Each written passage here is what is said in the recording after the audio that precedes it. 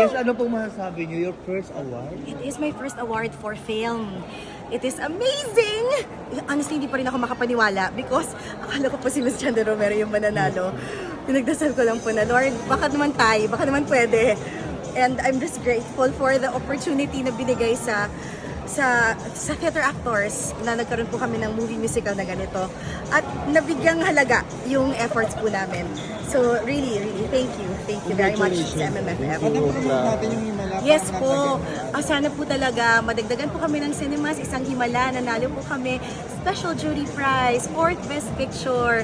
Sana po talaga, lalo na po sa mga probinsya, sana mabigyan po kami ng chance sa mga sinihan. Visayas, Mindanao, sana po madagdagan. Sana po ipalabas sa inyong mga probinsya. At kung wala pa po sa mga malls na malapit sa inyo, hanapin po ninyo.